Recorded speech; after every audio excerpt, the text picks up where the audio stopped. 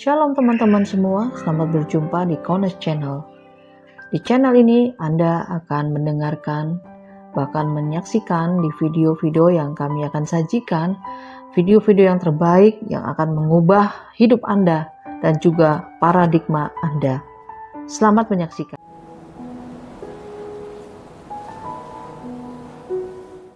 Untuk memahami kebenaran firman, kita harus kembali ke akar Ibrani yang benar. Ya, jangan pernah lupa kita kembali ke akar Ibrani yang benar. Dan juga karena akar Ibrani yang benar ini kaya raya, ya. Dan di luar akar Ibrani yang benar itu sedikit manfaatnya, sedikit pengertiannya. Dan kita mau memilih di mana Bapa Yahweh telah memberikan anugerah dalam hidup kita untuk terus boleh mengenal kebenarannya di dalam pola yang benar. Dan juga jangan pernah lupa bahwa prophecy is a pattern, ya. Nubuat adalah pola. Jadi walaupun wahyu ini bisa dikatakan bahwa ini adalah tulisan-tulisan untuk saat itu, akan tetapi ada kode-kode yang sangat berhubungan erat dengan zaman akhir ini, ya, dengan zaman akhir ini. Jadi kita tidak bisa ignore, ya, kita tidak bisa menyepelekan dalam hal itu, ya, karena prinsip nubuatan adalah pola, ya. Oke, kita akan masuk di dalam ayat-ayatnya, ya, kita akan masuk di dalam ayat-ayatnya, yaitu di dalam Wahyu 2,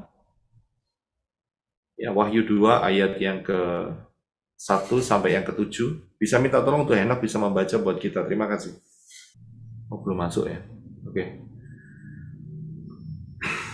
Ya. Begitu saya akan bacakan. Tuliskanlah kepada malaikat jemaat Efesus atau gereja Efesus, dia yang memegang ketujuh bintang di atas tangan kanannya dan berjalan di tengah-tengah ketujuh kaki pelita emas mengatakan hal-hal ini. Aku tahu perbuatan-perbuatanmu dan kerja kerasmu dan ketabahanmu, bahwa engkau tidak dapat menanggung yang jahat, dan engkau telah menguji mereka yang mengaku sebagai rasul, tetapi mereka bukan, dan engkau mendapati mereka palsu. Dan engkau telah menanggung dan memelihara ketabahan, dan karena namaku engkau telah berjerih lelah dan tidak menjadi letih. Namun aku mempunyai sesuatu terhadap engkau, bahwa engkau telah meninggalkan kasihmu yang pertama. Sebab itu ingatlah dari mana engkau telah jatuh dan bertobatlah, dan lakukanlah perbuatan-perbuatan yang pertama. Dan jika tidak, aku datang padamu secepatnya, dan akan memindahkan kaki pelitamu dari tempatnya jika engkau tidak bertobat. Namun engkau memiliki hal ini, bahwa engkau membenci perbuatan-perbuatan para pengikut Nikolaus yang juga aku benci. Siapa yang mempunyai telinga, biarlah dia mendengarkan apa yang dikatakan Roh kepada jemaat-jemaat, gereja-gereja, kehilat-kehilat. Bagi dia yang menang, aku akan memberikan kepadanya makan dari pohon kehidupan yang ada di tengah-tengah Firdaus Elohim. Ya, kita masuk di dalam ayat pertama. Jadi inilah yang disuruh oleh Yeshua kepada Yohanes untuk menuliskan kepada malaikat gereja Efesus. Hari ini Efesus, ya, dan 7 gereja itu ada di Asia Minor. Mereka dulu mengatakan Asia, yaitu letaknya tepatnya ada di Turki. Ya, saudara bisa lihat petanya di sebelah kiri. Dan sampai hari ini reruntuhannya kota itu masih ada, saudara, ya.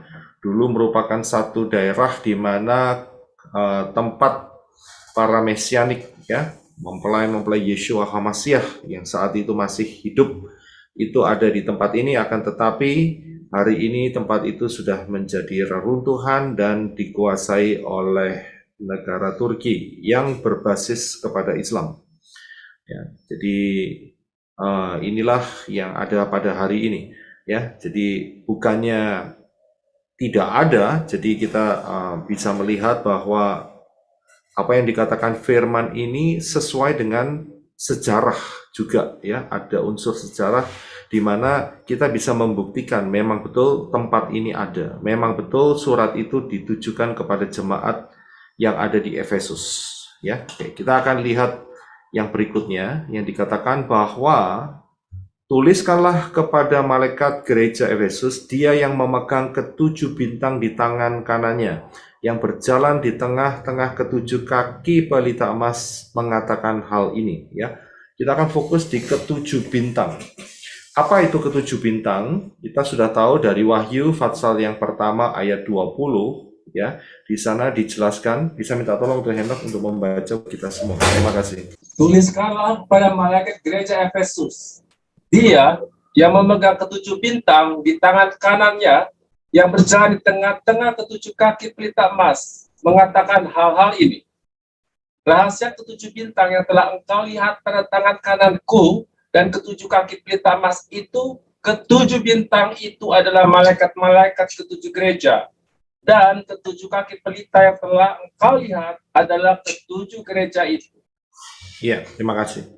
Jadi ketujuh bintang itu adalah ketujuh malaikat-malaikat gereja atau kehilat. Ya, nah, malaikat itu apa?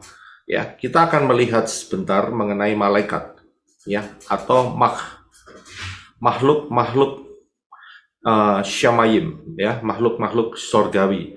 Yang pertama, ya, makhluk sorgawi itu ada kalau kita lihat di dalam Tanak dan Brit Gadasa, yang pertama adalah malaikat, ya, dan ada beberapa yang bentuknya itu berbeda dengan malaikat. Nah, malaikat ini bentuknya seperti kita, saudara, ya, seperti manusia, ya, jadi tidak bersayap, begitu maksud saya, ya. Nah, kita akan lihat ayatnya, yaitu di dalam Kejadian 18 ayat 1 dan 2. Bisa minta tolong Henok untuk membaca buat kita. Terima kasih. Dan Yahweh menampakkan diri kepadanya di antara pohon-pohon terbantin di Mamre, dan dia sedang duduk di pintu kemah pada waktu cuaca panas terik. Dan dia mengangkat matanya dan melihat, dan tampaklah 3 orang sedang berdiri di hadapannya. Dan dia melihatnya, dan dia berlari dari pintu kemahnya untuk menyongsong mereka, dan dia bersujud ke tanah.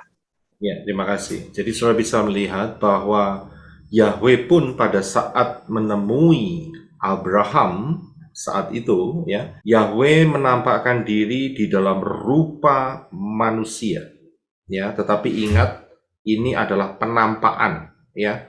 Ini adalah penampakan. Ini tidak sama dengan yang Yahweh lakukan dengan turun ke dunia dan menjadi serupa dengan manusia. Penampakannya saja seperti manusia, ya. Jadi beda dengan apa yang dilakukan, prosesnya seperti masuk ke dalam rahim daripada Miriam dan kemudian lahir, menjadi bayi kecil dan bertumbuh sampai usia 30 dan ministry, mati di kayu salib dan bangkit kembali, ya. Itu adalah proses secara alamiah.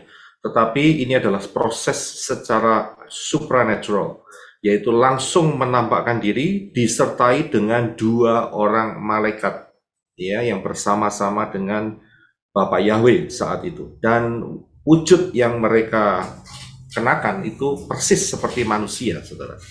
Ya, ini adalah salah satu dari makhluk Syamayim atau makhluk surgawi yang namanya malaikat. Jumlahnya banyaknya luar biasa, ya, luar biasa banyaknya. Dan mempunyai tugas masing-masing, punya fungsi, ya, pekerjaan di hadapan Bapaknya masing-masing. Dan malaikat-malaikat ini juga seperti manusia, yaitu punya kehendak bebas, ya. Dan mereka yang malaikat-malaikat sekarang, saya yakin mereka memilih untuk taat kepada Bapak Yahweh. Karena apa? Karena mereka sudah melihat akan adanya lautan api, ya. Nah, yang kedua adalah makhluk Syamayim ini adalah sebelum masuk ke sana. Kalau saudara lihat, ya, yang sering kita lihat di majalah-majalah, di mungkin di YouTube, di mana, ya, mereka sering mengatakan bahwa malaikat itu modelnya kecil-kecil kayak gini, ya. Ya, ini bukan malaikat, saudara. Ini adalah demons, ya. Nggak ada di dalam firman itu malaikat bentuknya bayi megang gini terus megang panah-panah dan sebagainya. Ini demons ya, ini malaikat-malaikat yang jatuh ya. Nah, sebetulnya rupa asli mereka itu adalah seperti ini, saudara. Ini dia. Ya, wajah aslinya. Si Mel Gibson sudah membuka rahasianya ya, yang digendong sama perempuan itu ya. Ya, jadi ini adalah wajah aslinya ya. Kalau pakai wajah aslinya sekarang ya nggak ada yang laku, saudara ya. Ya, jadi pada lari semua, pada ketakutan semua. Kan tetapi supaya bisa diterima dengan enak begitu ya dengan dunia ini, maka setan mengubah wajahnya menjadi yang lucu-lucu, yang bisa manis-manis, yang bisa diterima begitu. Ya, tetapi sebetulnya intinya wajah aslinya adalah yaitu tadi menyeramkan sekali yang sebelah kiri atas. Ya, kita akan masuk di hal yang kedua, yaitu makhluk Shamayim itu adalah kerubim. Kerubim ini kita bisa lihat di beberapa tempat, karena dinyatakan salah satunya yang jelas itu adalah di dalam kitab Yehezkiel pasal yang pertama. Ya, Yehezkiel pasal yang pertama, saudara bisa baca setelah saat saudara waktu, baca saja Yehezkiel pertama. Di sana ada makhluk yang dilihat oleh Yehezkiel. Dan makhluk ini adalah namanya kerubim. Nah, kerubim ini ciri-cirinya dia itu bersayap, ya. Dan sayapnya itu ada 4, saudara ya. Ada 4 sayapnya. Dua sayap untuk terbang, 2 sayap untuk menutupi tubuhnya. Dan kemudian dia mempunyai 1 kepala, tetapi berwajah 4, ya, wajahnya 4. Dan kemudian di sekujur tubuhnya itu banyak mata, saudara ya, banyak mata. Jadi gak heran kalau yang namanya grup ilu itu yaitu pakai lembang mata, saudara ya, segitiga ada matanya ya, ujungnya itu karena meniru ya pola Bapak Yahweh. Dan kalau saudara lihat kerub ini punya 1 kepala tapi wajahnya 4, yaitu wajah singa, kemudian yang kedua wajah lembu. Kalau saudara lihat yang sebelah kanan ya, itu wajah lembu itu tidak kelihatan, tapi di balik sebelah sana ada tanduk lembu. Kemudian yang ketiga adalah wajah manusia, dan yang keempat adalah wajah Raja Wali. Nah, disinilah kita melihat suatu pola, yaitu pola angka 4. 4 adalah angka dalet, angka pintu, dan itu adalah angka daripada jalan keselamatan, pintu keselamatan. Ya, sehingga inilah yang juga merepresentasikan daripada 4 Injil, yaitu Matius, Markus, Lukas, dan Yohanes. Matius itu dilambangkan sebagai wajah singa. Markus itu dilambangkan sebagai wajah lembu, ya. Kemudian Lukas, kalau saudara buka kitab Lukas, saudara akan menemukan selalu menggunakan kata anak manusia, ya. Di situ lambangnya adalah wajah manusia. Dan yang keempat adalah Yohanes. Yohanes adalah dilambangkan dengan wajah burung Raja Wali, ya. Jadi disitulah. Untuk lengkapnya sudah bisa mampir ke Yehezkiel. Nah, untuk kerub ini sudah lihat pada saat manusia jatuh di dalam dosa, Bapak Yahweh tidak menempatkan malaikat untuk menjaga jalan ke pohon kehidupan, tidak. Tetapi Bapak Yahweh menggunakan kerub-kerubnya, yaitu ayatnya di dalam Kejadian 3 ayat 24. Bisa minta tolong Henok membaca. Terima kasih. Dan dia mengusir manusia itu keluar. Dan dia menempatkan kerub-kerub di sebelah timur Taman Eden dengan pedang yang menyala-nyala dan menyambar-nyambar untuk menjaga jalan ke pohon kehidupan itu. Ya, terima kasih. Saudara bisa lihat di sini, Bapak Yahweh tidak menempatkan malaikat-malaikat, akan tetapi dalam posisi ini Bapak Yahweh menempatkan kerub, ya, menempatkan kerub-kerubnya. Kerub itu 1, kalau banyak namanya kerubim, ya. Jadi itu jamak lebih dari 1, ya. Seperti kalau bahasa Inggrisnya itu kalau mobil itu 1 itu car, tapi kalau banyak itu ditambahi s belakangnya, cars. Ya, tapi kalau Indonesia nggak seperti itu. Indonesia diulang 2 kali. Mobil itu 1, mobil-mobil atau banyak mobil itu baru lebih dari 1. Ya, jadi kerub itu 1, kerubim itu lebih dari 1, banyak kerub. Nah, berarti dari sini kita bisa melihat, kalau saudara lihat di dalam Yehezkiel, saya mundur sebentar, ya.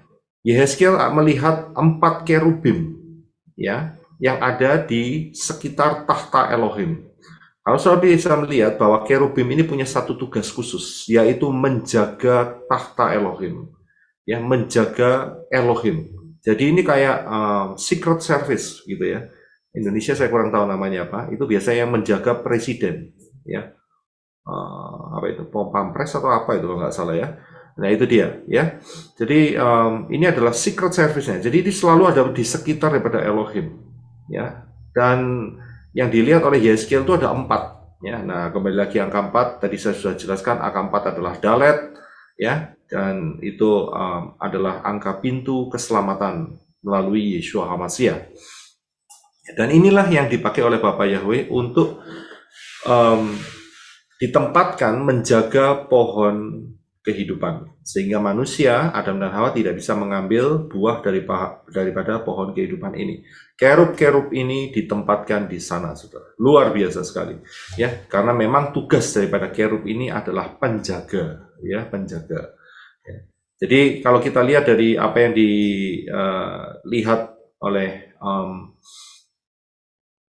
Moshe, ya, kemudian juga dilihat oleh Yeskiel, berarti kerub ini bukan cuma sedikit, jumlahnya juga luar biasa, saudara. Ya, nah, saya ingin lebih dalam mengenai kerub, ya, ya. Kita akan lihat di dalam Yeskiel 28 ayat 14. Saya tampilkan 2 ayat. Maksud saya begini, 2 version. Yang pertama dari TP, terjemahan baru LAI, yang kedua dari IMB. Ya, IMB ini cocok dengan King James dan ILT3, ya. Nah, ini adalah kalimat mengenai kejatuhan si Satan, ya, kejatuhan si Satan. Kita lihat yang dulu yang LAI, ngomong apa ini? Yeskiel 28 ayat 14, yang bagian LAI. Minta tolong dibacakan, Henok. Terima kasih. Kuberikan tempatmu dekat kerub yang berjaga. Di gunung kudus Elohim engkau berada, dan jangan-jangan di tengah batu-batu yang bercahaya-cahaya. Ya, terima kasih. Saudara bisa lihat di dalam terjemahan LAI banyak ngawurnya, ya. Dia LAI ini masih memakai nama si Arab, ya. Itu tidak benar karena itu adalah dewanya orang Arab, ya. Nah, orang Islam. Dan kemudian dikatakan di sini, kita tidak mempermasalahkan hal itu. Yang kita permasalahkan adalah dikatakan bahwa ku berikan tempatmu dekat kerub yang berjaga. Ya, akan tetapi di dalam terjemahan yang lain, yang sesuai dengan King James dan banyak terjemahan yang sebelumnya, itu lebih jelas dan lebih spesifik dan lebih benar, yaitu yang bagian bawah. Bisa minta tolong dibaca yang bagian bawah? Terima kasih, Eno. Engkau adalah kerub yang diurapi, yang berjaga-jaga, dan aku telah menempatkanmu di gunung Elohim yang kudus, tempat engkau berada. Engkau berjalan naik dan turun di tengah-tengah batu-batu api. Iya, terima kasih. Nah, saudara bisa lihat di sini. Jadi yang atas itu keliru, yang bawah itu lebih benar. Jadi si Hillel ben Zakar atau si Satan itu termasuk bukan golongan malaikat, saudara. Ya. Termasuk golongan kerub, ya, golongan kerub. Karena golongan kerub ini letaknya dekat sekali dengan Bapak Yahweh, ya, dekat sekali. Karena apa? Karena mereka adalah golongan penjaga, levelnya itu tinggi sekali, ya. Inilah kerub. Jadi Satan atau Hillel ben Zakar, malaikat-malaikat watcher angel yang jatuh itu adalah grup daripada kerubim, ya. Oke. Yang ketiga adalah serafim, ya. Ya, serafim ini kalau saudara lihat, ini bentuknya memang mirip dengan kerubim, ya. Serafim mirip dengan kerubim karena bersayap, tetapi jumlah sayapnya ada 6, ya. Kalau kerub itu 4, tetapi kalau serafim itu ada 6, ya. Nah, deskripsinya saudara bisa lihat di dalam Yesaya pasal 6, ya, pasal yang ke-6, ya, ayat 1 sampai habis. Di sana Yesaya melihat serafim. Ya, melihat serafim. Ya, jadi sayapnya ada 6 dan serafim ini bertugas sebagai pemimpin puji-pujian di Syamayim, saudara. Ya, inilah serafim. Ya, dan mirip dengan kerubim, ya. Jadi inilah makhluk-makhluk surgawi dan serafim ini juga sosoknya itu pernah dijelaskan oleh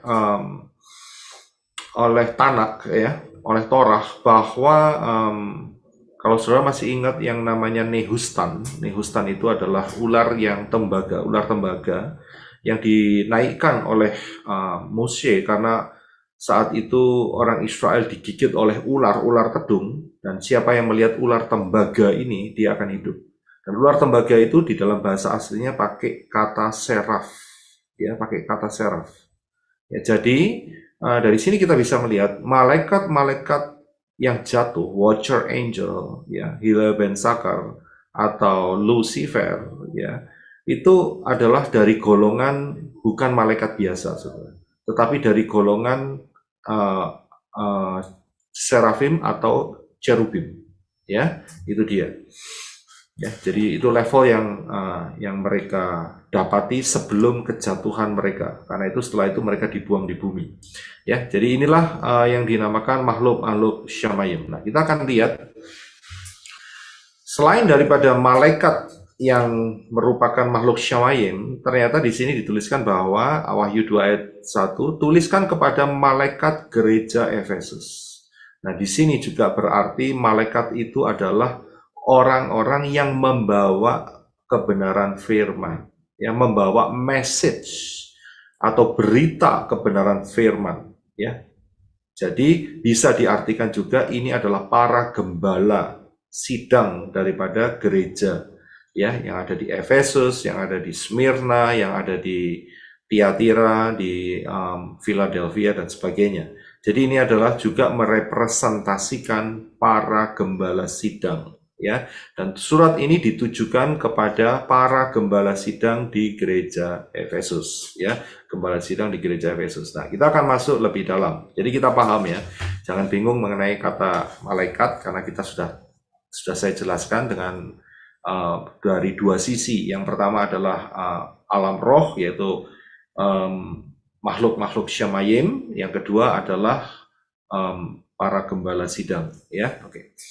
Nah, yang selanjutnya dikatakan bahwa saya baca yang di tengah-tengah, yaitu mengenai yang berjalan di tengah-tengah ketujuh pelita kaki emas. Ya, ketujuh pelita kaki emas, saudara tahu ini adalah menorah, ya, dan itu merupakan representasi daripada gereja, karena ayat yang sebelumnya dikatakan bahwa 7 kaki pelita emas itu adalah gereja atau kehilat atau jemaat. Ya, Yeshua berjalan di tengah-tengah ketujuh kaki dian ini, kaki pelita emas ini. Ngapain Yeshua berjalan? Ternyata Yeshua bukan berjalan untuk melakukan hal-hal yang lain, akan tetapi Yeshua mencari buah yang dihasilkan oleh orang-orang beriman. Yeshua melihat apakah ada hasil atau buah yang dihasilkan dari jemaat Efesus ini. Nah, dari mana kita bisa mengetahuinya? Kita bisa mengetahuinya bahwa kalau kita lihat Wahyu 1 ayat yang ini bukan Wahyu 1. Ya, Wahyu 2. Ya, Wahyu 2. Wahyu 2 ayat yang kedua. Ya, Wahyu 2 ayat yang kedua dikatakan, aku tahu. Nanti kita akan lihat ayatnya sampai di sana. Jadi Yeshua itu mencari, ya, buah roh yang dihasilkan oleh gereja ini.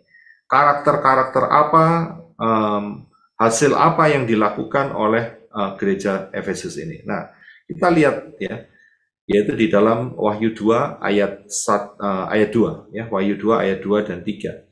Ya, tolong Henok bisa baca untuk kita semua. Terima kasih.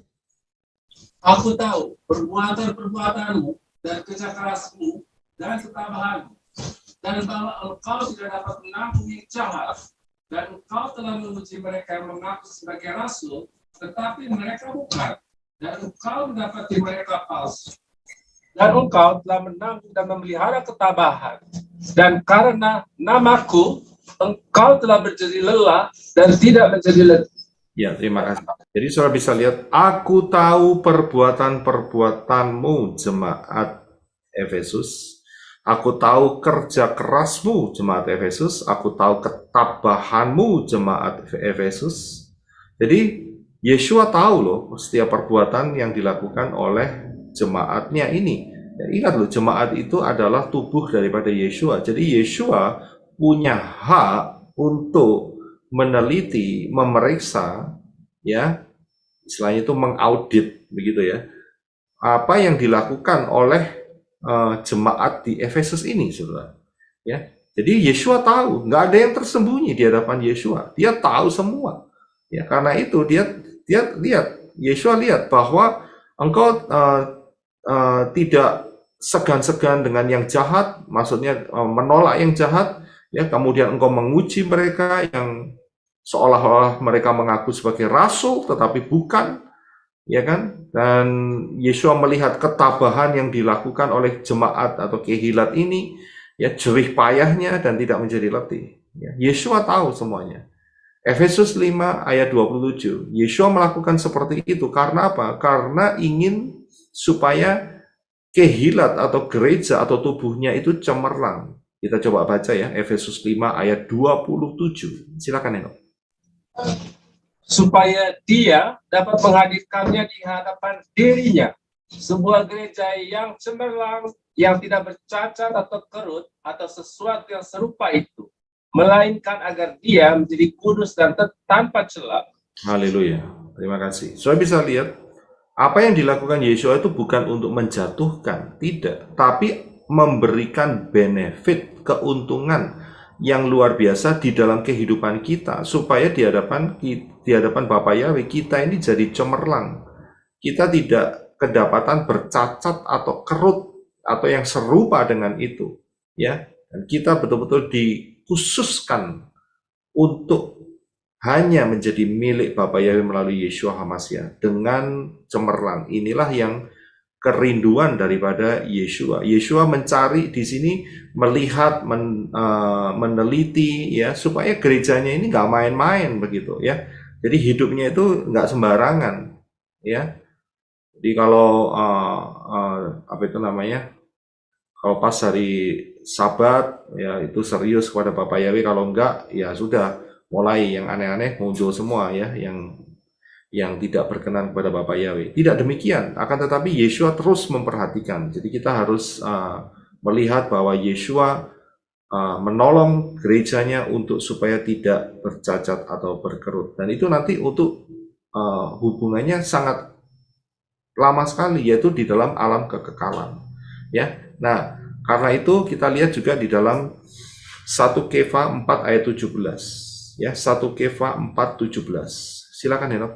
Sebab inilah saatnya penghakiman dimulai. Pertama-tama dari Bait Elohim. Jika penghakiman dimulai dari kita, bagaimanakah akhirnya dengan mereka yang tidak percaya kepada Injil Elohim? Ya, terima kasih. Jadi pada saat Yeshua memperhatikan jemaatnya, ya, Yeshua memberikan kesempatan supaya ada pertobatan. Tapi kalau sampai nggak ada pertobatan, maka yang terjadi adalah, ya, Yeshua akan mengadakan pemisahan, ya, supaya yang murni itu tetap murni, yang jahat itu dipisahkan dari yang murni. Karena itu 1 Petrus atau 1 Kefa 4:17 mengatakan bahwa penghakiman dimulai dari Bait Elohim. Dari mana? Ya dari orang-orang yang percaya kepada Bapa Yahweh dalam Yeshua HaMashiach. Tujuannya untuk apa? Tetap dimurnikan supaya cemerlang dan tidak bercacat celah. Ya. Mengapa Yeshua melakukan hal ini? Karena apa? Karena di dalam kehilat atau jemaat Efesus ini ternyata ada hal-hal yang tidak selaras sejalan dengan prinsip-prinsip kebenaran firman. Ya, kita lihat ayat berikutnya. Ya, kita berikan ya nanti. Ya, nah, saya akan masih tetap di dalam Wahyu 2 ini yang dikatakan bahwa apa yang dilakukan oleh Efesus, ya, jemaat Efesus, dia tidak membiarkan yang jahat. Ini bagus. Ya, jangan membiarkan hal-hal yang jahat. Hal-hal yang jahat harus dibuang. Ya, kita di dalam sudah dikasih jubah yang baru, ya, tidak lagi mengenakan tabiat yang lama. Jadi harus meninggalkan hal-hal yang jahat, pikiran-pikiran jahat, ya, keinginan-keinginan jahat. Kita harus mengarahkan hidup kita selaras dengan kebenaran firman. Dan juga dikatakan bahwa mereka itu ya, jemaat Efesus ini menguji ya, mereka yang menganggap dirinya sebagai rasul, tetapi mereka adalah rasul palsu. Nah, di sini kita harus melihat bahwa di sekitar kita ini harus hati-hati dengan siapa saudara berinteraksi ya. Itu kita harus jaga-jaga, karena jangan sampai ya banyak orang ya, terus terang saja itu mereka jatuh itu gara-gara teman dekat, jatuh gara-gara saudara atau keluarga ya. Itu cara efektif yang dilakukan oleh setan untuk menjegal iman kepada Bapa Yahweh dalam Yeshua. Banyak sekali ya yang berguguran karena itu dia ya, setan menggunakan orang-orang dekat. Karena itu kita harus menguji ya, kalau mereka dikasih kesempatan tetap masih berkeras hati ya, kita harus tidak bisa mencampurkan hidup kita dengan prinsip mereka. Kalau prinsip mereka adalah Yunani, mereka sudah dikasih tahu bahwa nama itu penting, yaitu Yeshua HaMashiach, Bapa Yahweh dalam Yeshua HaMashiach, dan mereka tetap berkeras hati. Ya, kita harus jangan toleransi, ya, jangan oh ya dah kalau gitu saya akan pakai nama Yunani, yaitu namanya salah, saudara. Ya, kita harus menguji mereka ini benar apa enggak, ya.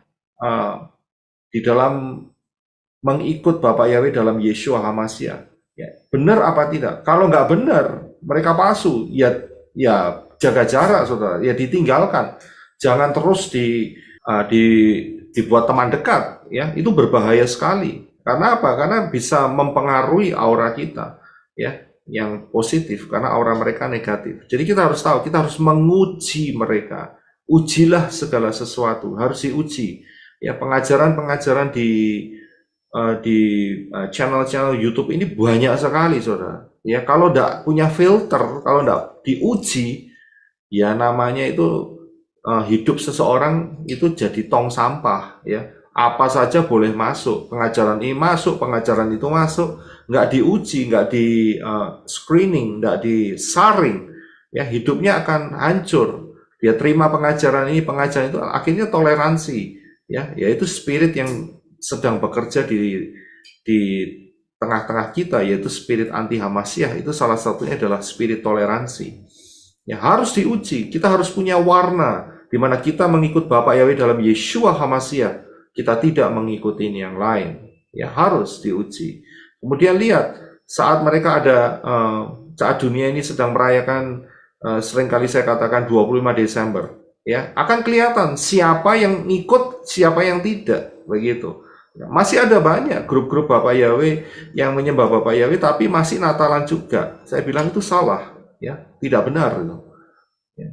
Jadi tidak ada urusannya dengan kelahiran Sang Juru Selamat dunia ini. Ya, yang lahir 25 Desember adalah Dewa Matahari, saudara, bukan Yeshua HaMashiach. Yeshua HaMashiach lahir di 15 Tisri, ya, 15 Tisri. Minggu lalu saya sempat kepleset sebentar, saya ngomong kelahiran Yeshua adalah 1 Tisri, ya, bukan. Jadi koreksinya hari ini, saudara. Yeshua lahir 15 Tisri, ya. Jadi saya sudah koreksi.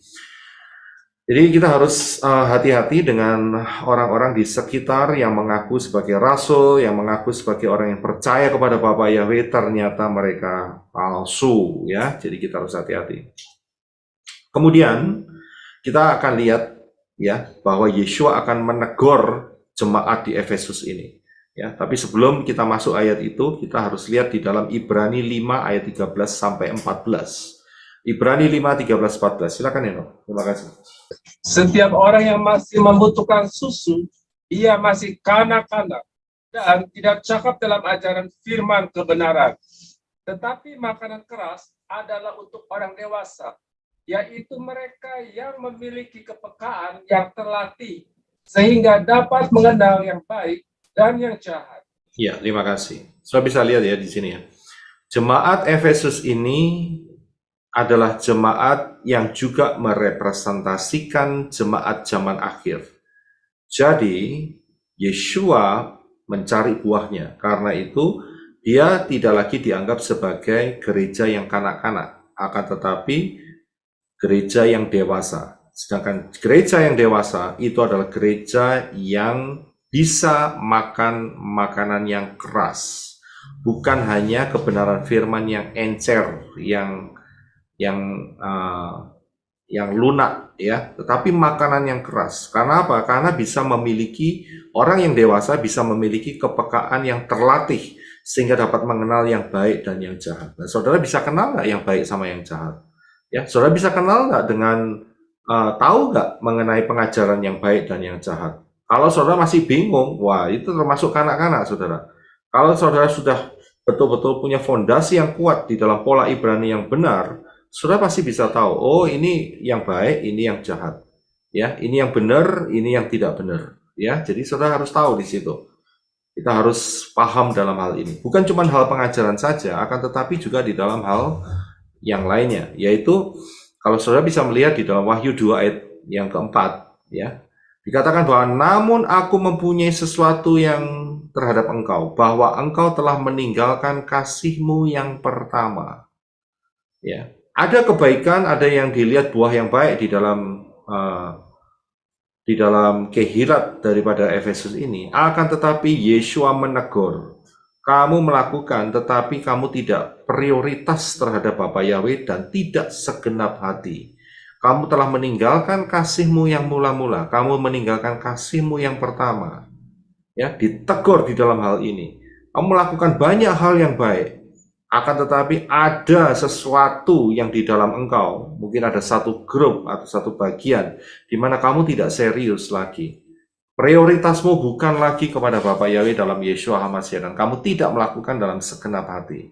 Dan Yeshua berkata, karena itu, ya, ingatlah dari mana engkau telah jatuh dan bertobatlah. Lakukan perbuatan-perbuatan yang pertama. Jadi, Yeshua meminta kepada jemaat di Efesus ini untuk stop melakukan hal yang salah dan kemudian mempelajarinya. Ya, ingat di mana engkau telah jatuh.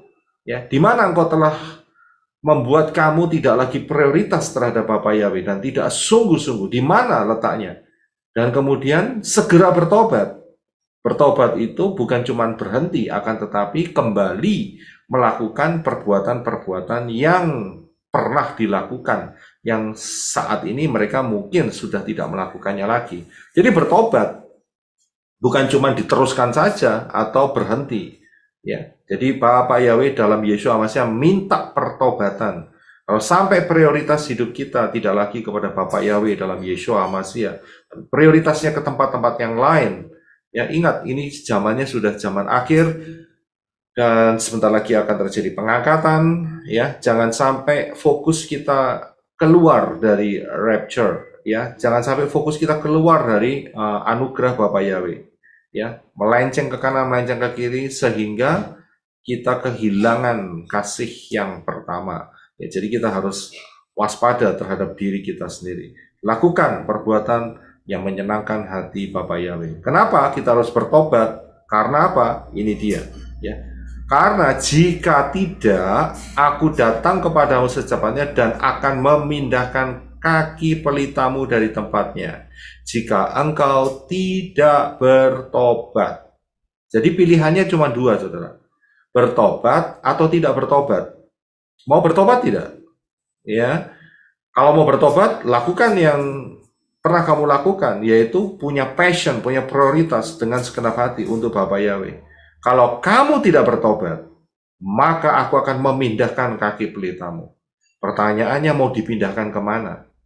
Kalau dipindahkan, ya itu berarti sudah tidak pada tempatnya lagi. Seharusnya ada di dalam Yeshua. Kalau dipindahkan, saudara pasti tahu dipindahkan kemana? Tidak lain bisa dipindahkan ke Gehenna, saudara. Ya, karena apa? Karena tidak bertobat. Ya, dan juga ayat yang ke-6.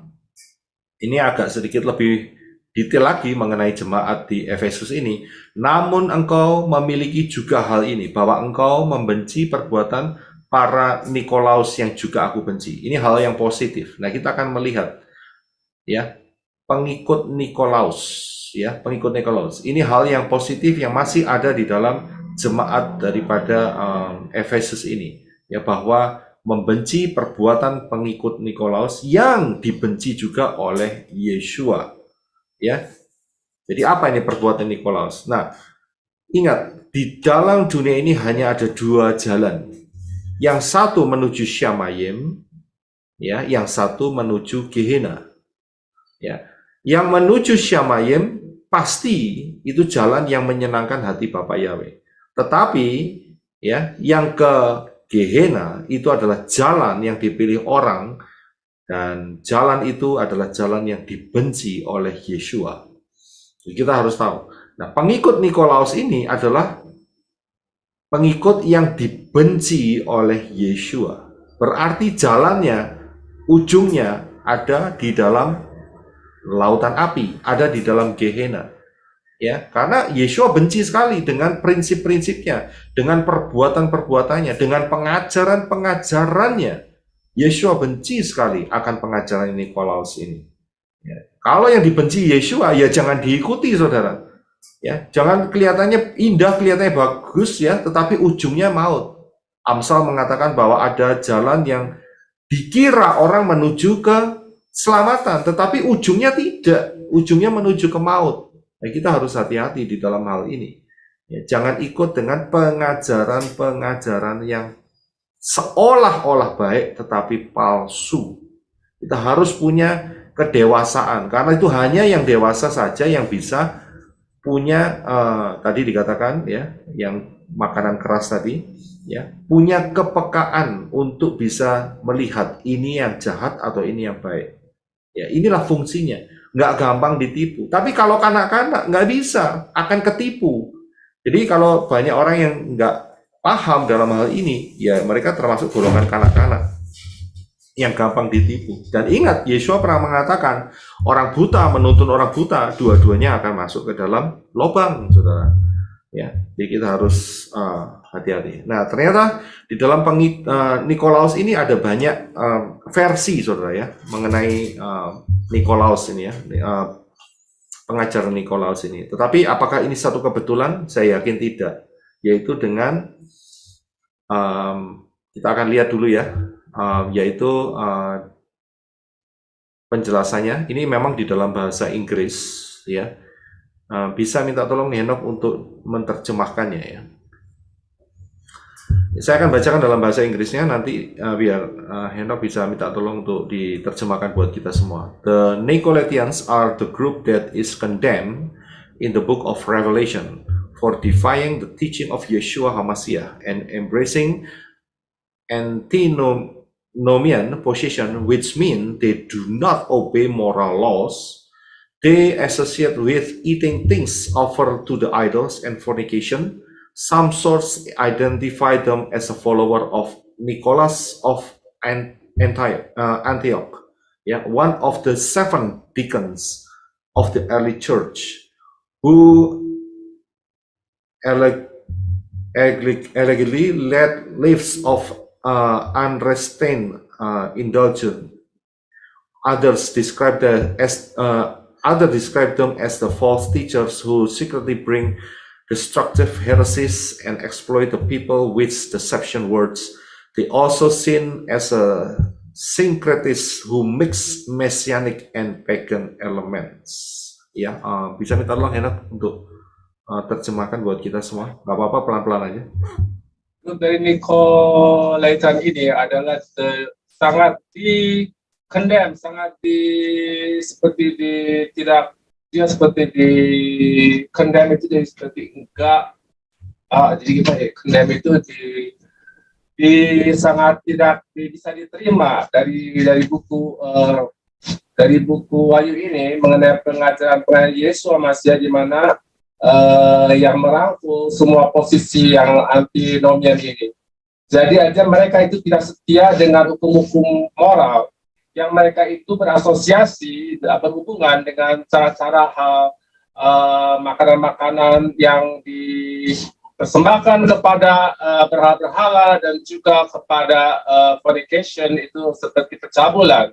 Jadi ada dari suatu sumber-sumber yang mengidentifikasikan dia punya pengikut-pengikut Nicholas ini, yang Nicholas of Antioch ini, salah satu dari 7 pemimpin gereja mula-mula itu, yang mereka juga hidup dengan sesuatu yang sangat yang bermewah-mewah. Mereka itu tidak mengikuti ajaran yang sebenarnya. Mereka dideskripsi sebagai guru-guru palsu, di mana mereka juga membawa suatu aliran-aliran agama yang sangat membuat kita mengekang, suatu menyesatkan, yang mengeksploitasi orang-orang dengan kata-kata yang sangat menipu mereka. Jadi mereka ini bisa dilihat sebagai sesuatu yang persatuan dari mesianik dan pagan-pagan, elemen-elemen yang dipersatukan. Iya, terima kasih. Jadi pengajaran Nikolaus ini, pengikut-pengikutnya, yaitu mencampurkan antara kebenaran firman dengan praktek-praktek paganisme, yaitu praktek-praktek penyembahan berhala, ya. Dan mereka mengacaukan. Nah, inilah yang disebut, yang pernah saya ajarkan, yaitu mengenai agama hybrid, ya, agama hybrid. Ya, jadi mereka campurkan di sini, dan ini dilakukan juga oleh penerusnya, dan ujung-ujungnya ada di puncak-puncaknya, maksud saya puncak-puncaknya itu ada di Kaisar siapa itu yang mengesahkan, ya, mengesahkan antara paganisme dengan mesianik, ya. Ya, jadi saudara bisa lihat ini pengajaran ini di pengajaran yang telah saya berikan, yaitu agama hybrid, ya. Konstantin, ya, Kaisar Konstantin, ya, itu puncak-puncaknya, ya. Jadi inilah adalah Nikolaus. Nah, apakah ini satu kebetulan? Di dalam perkembangannya ada yang namanya Saint Nicholas dari Myra, ya. Nah, kalau sudah lihat Saint Nicholas ini tidak lain yang selalu dirayakan 25 Desember, ya, yang selalu mengucapkan ho ho ho itu, ya. Jadi sudah ngerti, ya, Santa Claus itu dari Saint Nicholas, ya. Apakah kebetulan? Saya yakin tidak, karena spiritnya sama, ya, mencampurkan paganisme dengan mesianik, ya. Jadi ini dibenci oleh Bapak Yahweh, ya, sangat dibenci, karena mereka kelihatannya elegan, rohani, tetapi ujungnya kepada lautan api, ya. Nah, ayat yang terakhir, Wahyu 2 ayat 7. Jadi Yesua mengatakan, siapa yang mempunyai telinga, biarlah dia mendengarkan apa yang dikatakan, apa yang Roh katakan kepada gereja-gereja. Ya, kalau kita punya telinga, pakai telinga untuk mendengar. Ada telinga bisa dengar tapi tidak mau dengar, ya. Yang dimaksud di sini adalah ear to hear. Jadi telinga yang mau mendengar, yang memperhatikan akan kebenaran firman ini, itu harus didengarkan, ya. Dan juga kenapa? Karena ada janji yang luar biasa. Bagi dia yang menang, aku akan memberikan kepadanya makan dari pohon kehidupan yang ada di tengah-tengah Firdaus Elohim. Bagi dia yang menang, ya. Buat yang menang. Bagaimana yang kalah? Yang kalah ini dia. Kembali ke Wahyu 2 ayat yang kelima. Sebab itu ingatlah dari mana engkau telah jatuh dan bertobatlah. Kalau tidak bertobat, maka pelitanya akan disingkirkan dari Yesua. Di luar Yesua tidak ada tempat lain, yaitu satu-satunya yang ada adalah lautan api. Itu di luar Yesua. Tidak ada tempat lain. Tidak ada, oh saya mau di antara lautan api dan Yesua. Tidak ada, ya. Pilihannya cuma dua, Syamayim atau lautan api. Kalau tidak di Syamayim, ya di lautan api. Kalau tidak di lautan api, ya di Syamayim. Sudah, cuma itu aja, saudara. Ya, jadi kalau sampai pelita ini dipindahkan, wow, ya, dari hadapan Yesua, berarti dipindahkannya ya cuma satu tempatnya, yaitu lautan api. Ya, jadi kita harus hati-hati sebagai mempelai-mempelai Yesua HaMasyiah zaman akhir ini untuk menjaga langkah-langkah hidup kita. Ya, haleluya. Kita akan lanjutkan minggu yang akan datang, ya. Untuk teman-teman yang baru pertama kali bergabung atau melihat kebenaran ini, saya ulangin lagi bahwa pengangkatan sudah tidak lama lagi, sudah sangat dekat, ya. Kita sudah masuk di dalam 3,5 cycle Shemitah yang pertama, Jadi kita harus hati-hati, dan Yeshua mengatakan bahwa di dalam Matius 24 ayat 22 dikatakan bahwa, dan bila waktunya tidak diperpendek atau dipersingkat, maka semua manusia tidak ada yang selamat, tetapi karena orang-orang pilihan, waktunya akan dipersingkat. Karena ayat ini, maka kita melihat suatu kebenaran yang luar biasa. Sudah bisa pelajari di dalam channel ini, yaitu rahasia 1290 hari dan 1335 hari, yang menyatakan bahwa rapture akan terjadi sekitar Januari 2026 awal, ya, atau akhir daripada Desember 2025.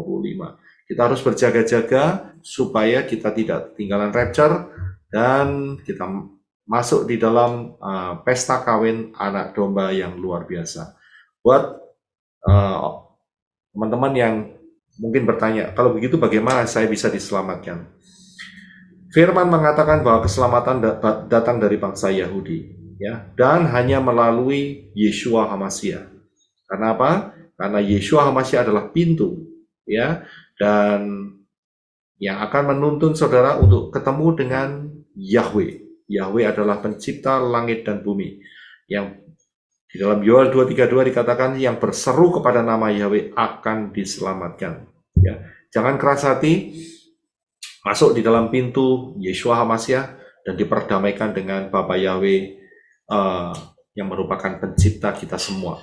Kemudian setelah itu jangan stop sampai di sana, lakukan apa yang menjadi permintaan Yeshua, yaitu dibaptis di dalam nama Bapa Yahweh, dalam nama Anak Yeshua HaMashiach, dan di dalam ruah Yahweh Elohim. Setelah itu belajar kebenaran firman, setia sampai rapture terjadi. Siapa yang membutuhkan informasi untuk baptisan pembaharuan sudah bisa masuk di dalam pelayanan menorah.com, ya, sudah bisa lihat di dalam kiri atas. Di sana saudara akan temukan informasi siapa saja yang bisa melayani saudara, mempelai Yeshua HaMashiach untuk membaptis dalam baptisan pembaharuan dan memutuskan, ya, hubungan saudara dengan nama-nama ilah-ilah asing, ilah Arab, ilah Yunani, ilah Chinese, ilah-ilah asing harus diputuskan, ya. Bapak Yahweh Bashem Adonai Yeshua HaMashiach memberkati kita semua. Shalom.